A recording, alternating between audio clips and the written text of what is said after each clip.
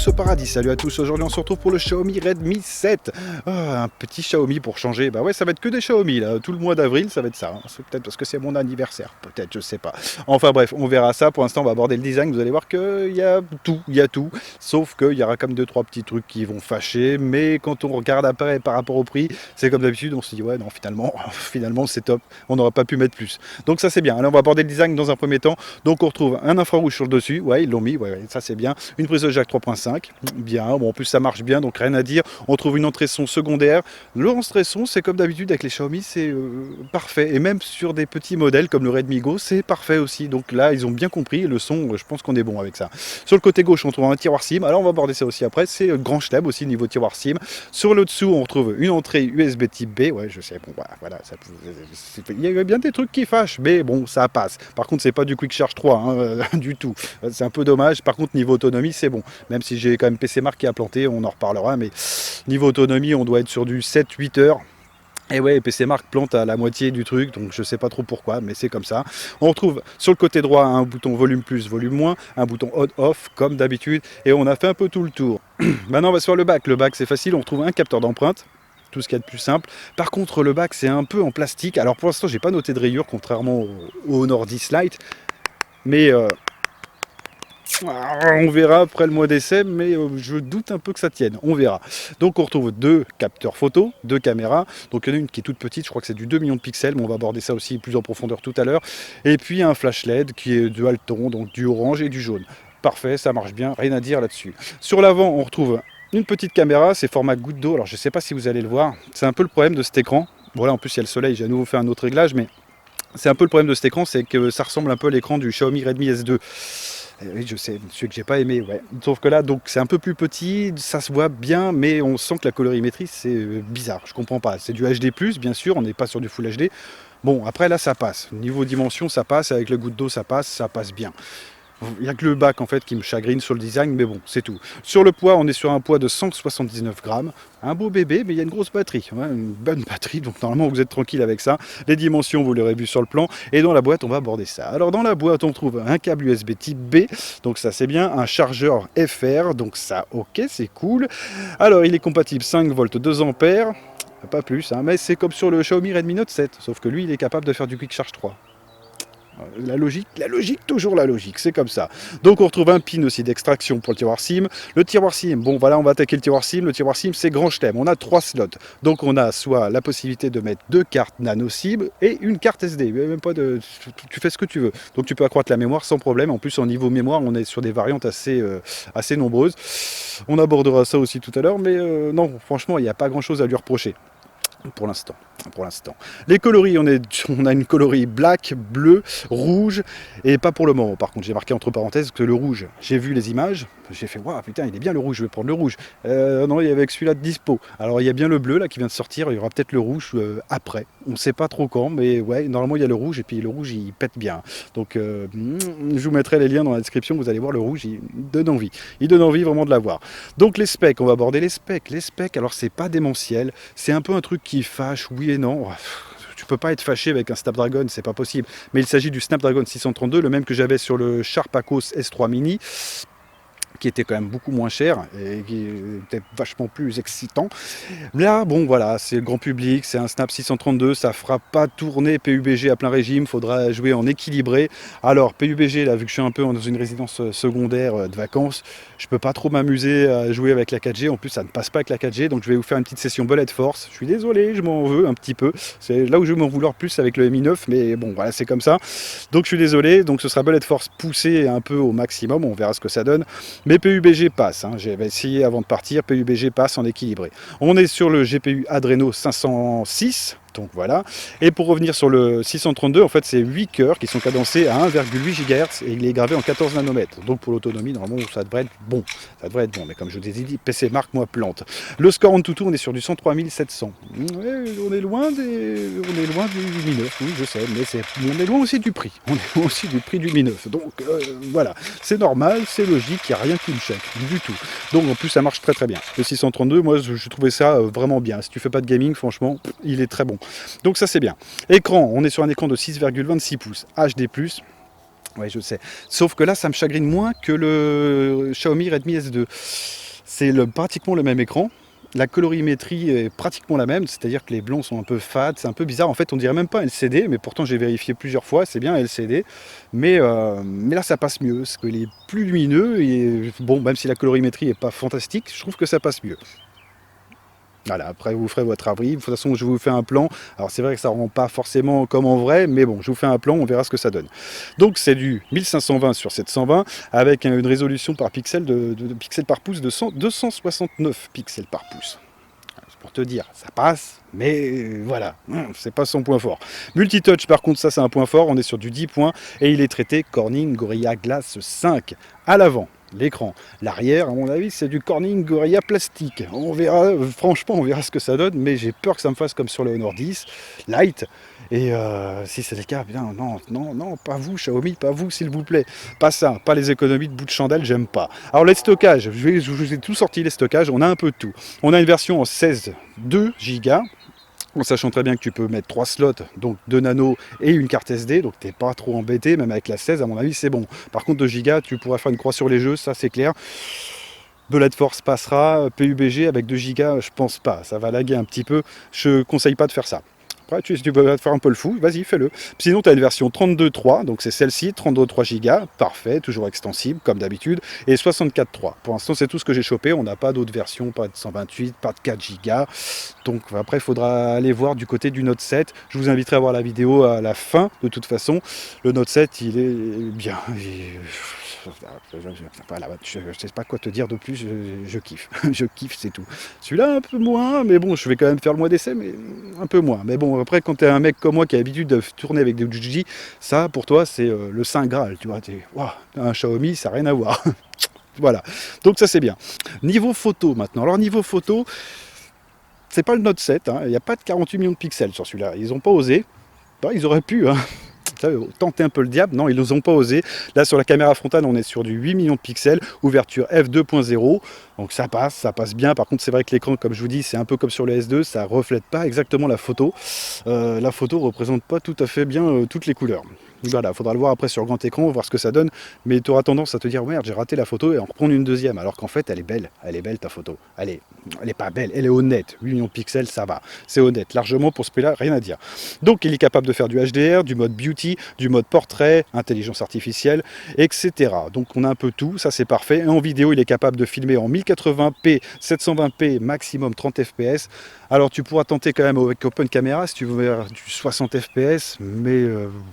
à ce compte-là, peut-être prends le Note 7 ou quelque chose comme ça, parce que là, même si tu essayes de le pousser en 60 fps, tu sens quand même que la caméra n'est pas folichonne, quoi. C'est comme ça, mais voilà, faut le savoir aussi. La back caméra, donc on est sur un petit combo de 12 millions de pixels plus 2 millions de pixels, ça, il n'y a rien à dire. C'est ouvert en f2.2, pardon, donc c'est un peu sombre. Par contre, j'ai quand même réussi à faire des photos de nuit, ça je vous les partagerai.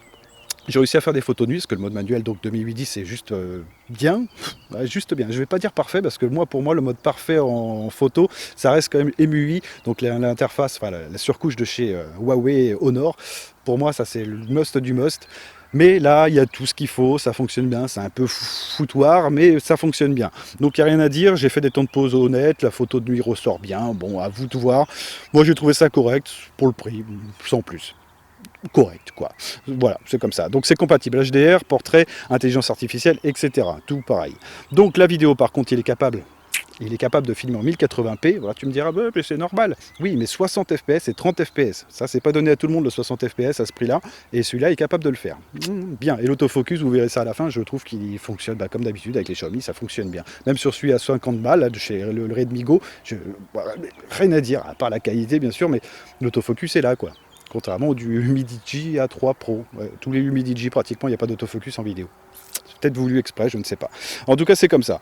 Donc, il est capable de faire du 720p, 30 fps, un mode ralenti en 120 fps. Voilà, donc ça, j'ai vérifié, 120 fps. Je pensais que c'était du 240, non, c'est du 120. Donc, bah, ça est efficace, oui et non.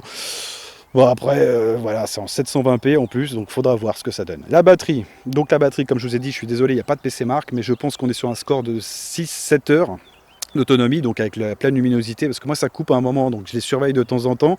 Et PC Mark, c'est le problème, des fois ça passe bien, des fois ça passe pas, c'est super chiant, je suis désolé, je peux pas trop faire autre chose, à part si vous avez une autre application batterie à me faire essayer, il n'y a pas de souci, je testerai une autre, mais ce que je cherche, c'est vraiment une application batterie pour avoir tout le temps la même, pour vous proposer toujours un truc et ça vous donne une idée, quoi. Parce que là, bon, ça plante, quoi. Donc 7 heures, ok. C'est une batterie de 4000 mAh, elle est rechargeable maximum 10 watts, ouais, c'est pas magique, 5 volts 2 ampères, donc ça c'est le chargeur qui est dans la boîte et tu iras pas au-dessus, hein. J'ai essayé le Quick Charge 3, rien, le truc il s'en fout complet, rien à foutre. Donc l'autonomie, je suis désolé, je peux pas vous le faire. Donc les petits plus, c'est assez simple, on a du Bluetooth 4.2, ok, bon, c'est pas le dernier cri, bon voilà, mais attendez, c'est pas fini, il y a d'autres trucs qui sont pas dernier cri, mais ça fonctionne bien, avec le casque, tu as l'autonomie qui s'affiche en haut à droite, tout 4.2, ça fonctionne bien, il n'y a pas de problème à déplorer, c'est pas du 5.0, 4.2, bon, ça marche, il n'y a pas de souci. Par contre, là où ça me pose un peu plus de problème, c'est le Wi-Fi, on est sur du BGN. Non, pas assez, pas de A, non, c'est juste 2,4 GHz. Donc ça, faut le prendre en compte. Si tu fais comme moi du transfert de données de téléphone à ton PC, 2,4, bon ça marche, hein, mais quand tu es habitué au 5, c'est un peu tristos. Bon, voilà, c'est un truc à savoir. Donc ça, c'est fait. On a du Face ID, qui marche pas là, évidemment. Voilà, si c'est bon.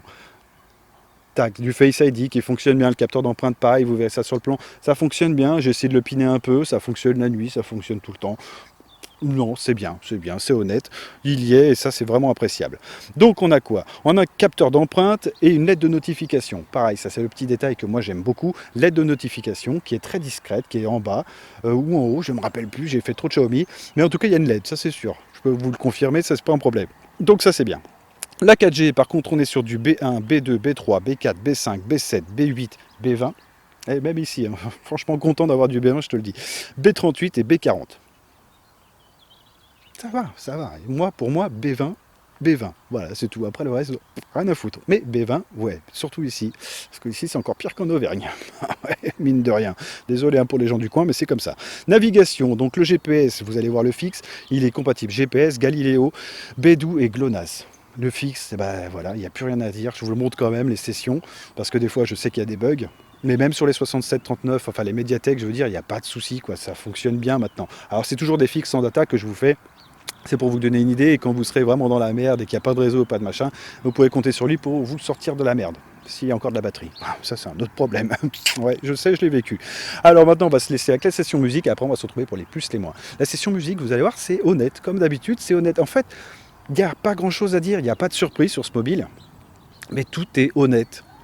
Voilà, c'est tout, c'est comme ça. Allez, on se retrouve après pour les plus les moins.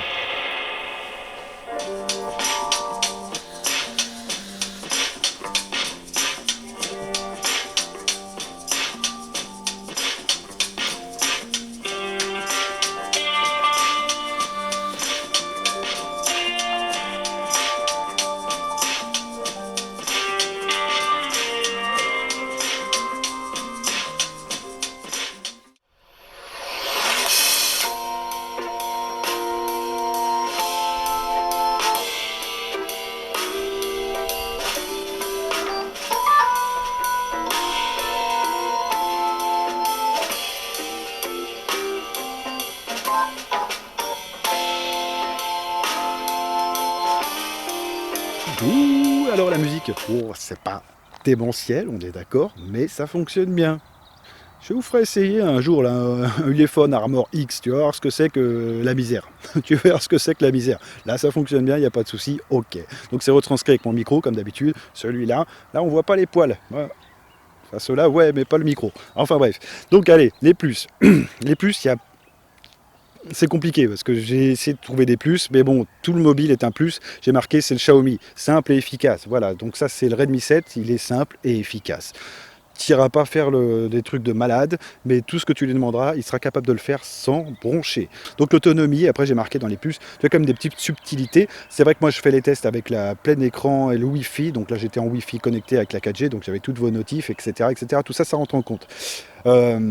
PC Mark m'avait donné 6-7 heures.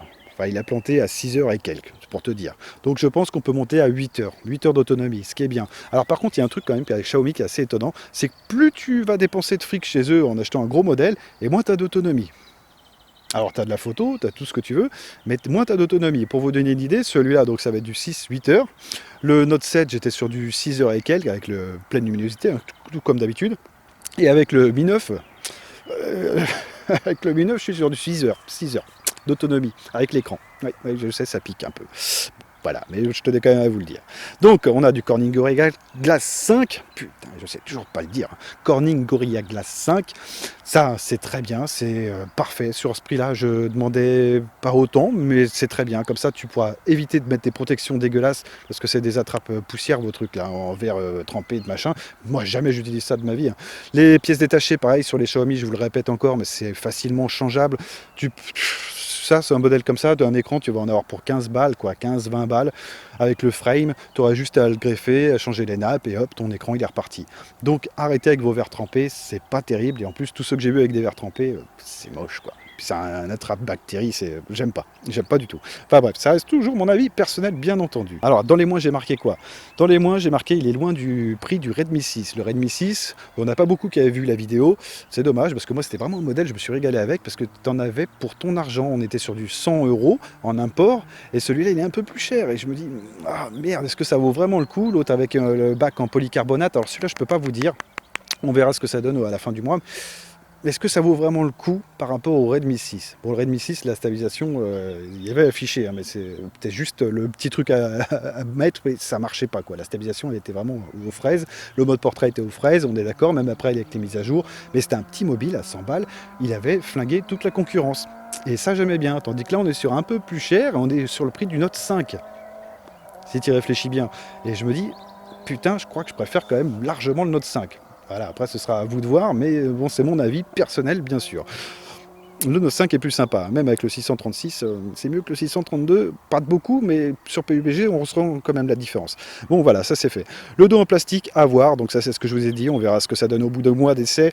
Le choix du 632, bon voilà, je le répète encore, le choix du 632, du Snap 632, est-ce qu'il est judicieux, est-ce qu'il est un peu stupide, je sais pas. Ça fonctionne bien, mais sur les games, tu vas peiner, quoi. Ça va faire tourner Bullet Force, PUBG, ça fait tout tourner, mais tout en bas régime. Et le 636 était un peu plus équilibré, à mon sens. Donc je trouve ça un peu dommage d'avoir fait le choix du 632, mais bon, ok, pourquoi pas. Par contre, si tu fais pas de jeu, ouais, c'est vrai qu'il peut être intéressant. Donc maintenant, où le retrouver? Alors, où le retrouver, c'est assez simple. Sur Banggood, il est en version 16.2 global à 124 €. Je vous mettrai tous les liens dans la description. On le trouve en version 32.3 global à 151 €. C'est les moins chers chez Banggood. Hein. Il y a pas, j'ai regardé un peu partout, c'est les moins chers. 64.3, la version, on la trouve à 160 €. Et puis voilà, vous pouvez aussi le trouver en France. Alors sur Amazon, je l'ai trouvé en France directement livré de France à 30, en 32.3 à 145 €. Voilà, et à 145 €, je me dis, est-ce que ça vaut le coup? Après, tu as quand même les 14 jours de rétractation. Ça, c'est un truc que je tiens quand même à vous préciser à chaque fois. Si tu n'es pas satisfait du produit, tu as 14 jours pour l'envoyer. Bon, voilà, ça vaut le coup aussi de l'essayer. Si tu n'es pas content, tu le renvoies. Tandis qu'avec les Chinois, c'est un peu plus dur, parce que déjà, les 14 jours, c'est la livraison. Tu vois, c'est un peu compliqué. Donc voilà, on a tout fait. Je vais vous laisser avec les vidéos, les photos. Alors, j'avais pas mon gimbal. Donc je vous ai fait ça comme ça à main levée, comme ça avec le trépied, et après on a fait en statique, et vous verrez un peu par vous-même ce que ça donne. Le son il est démentiel, et la vidéo, bon, à l'écran ça rend très mal, je verrai ça bon au montage, mais normalement ça va avec le prix, quoi. Il n'y a pas de souci à déplorer là-dessus. Bon, sur ce je vous laisse, pensez à mettre un pouce en l'air, pensez à mettre, ouais je parle comme ça, pensez à mettre un pouce en l'air, à vous abonner, et on se retrouvera pour d'autres petites vidéos sympathiques. Allez, ciao tout le monde, bye. Allez, bon, c'est un peu caché par le nuage, mais on se retrouve avec le Redmi 7 en caméra frontale. Bon, stabilisé, oui et non, je suis avec un trépied pur et dur. Normalement, vous bosserez comme ça si vous le prenez. Donc, normalement, il n'est pas stabilisé. On peut filmer en 1080p 30 fps et 720p 30 fps en format MP4. C'est vrai que le rendu à l'écran est pas top. Ah putain, le mode HDR, là, bien, par contre, il fonctionne. Donc, ce qui fait qu'on voit mon visage. Ouais, bon, non, en fait, j'ai envie de te dire, il fonctionne pas. Non, non, c'est pas top. Quand même regarder à nouveau, mais oh, là contre-jour c'est foutu. Bon, ça c'est dommage, tu vois. Tac. Et là par contre avec le soleil ça va, mais l'écran lui rend pas justice. C'est vrai que la colorimétrie de l'écran est pas top. Ça fait un peu penser au Xiaomi Redmi S2. Ah oui, je sais. Sauf que là c'est en plus petit et c'est en HD+. Et du coup ça passe mieux vu que c'est plus petit et pas en 6 et quelques pouces. Mais c'est pas très très beau. Je préfère le Redmi 6, moi personnellement. Je vais discuter un peu avec vous. Vous préférez aussi le Redmi 5. J'ai pas eu l'occasion de le tester, mais Redmi 6, ouais. Là, ça le fait. Tu peux filmer en 1080, le son est bon, mais c'est pas un Xiaomi qui va me rester beaucoup dans la tête. On va se retrouver avec la caméra dorsale et on va voir ce que ça donne au niveau de l'autofocus. Voilà, caméra dorsale un peu plus intéressante, donc c'est un capteur de 13 millions de pixels, je rectifierai si c'est pas le cas. Donc tu as un petit combo bien sûr pour faire un effet bokeh, l'autre c'est du 2 millions de pixels.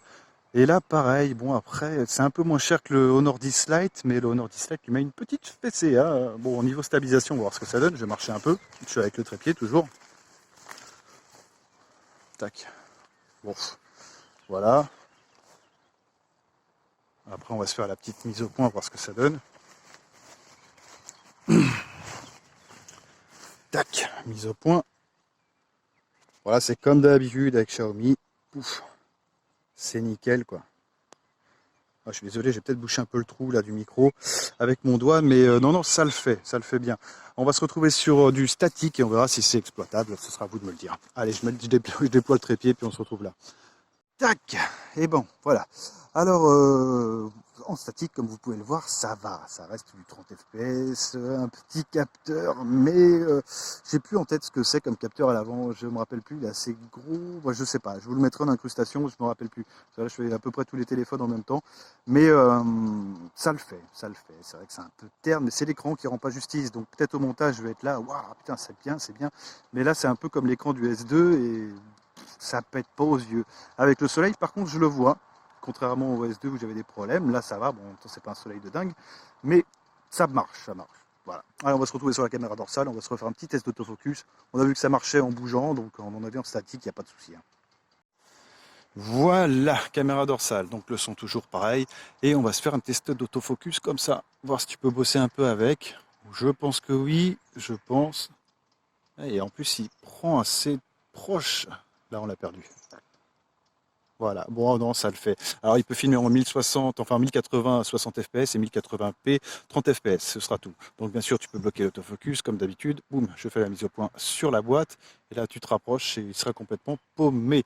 Et ça c'est top si tu as un truc à filmer avec un petit chariot de travelling, c'est vraiment pas mal. Ouais, alors évidemment après si tu as celui-là, le Redmi 9, là c'est pas le 6, hein, j'ai mis la boîte à l'envers mais c'est le 9 et c'est sûr que c'est autre chose, mais bon, là, je trouve que même pour le prix, c'est chouette.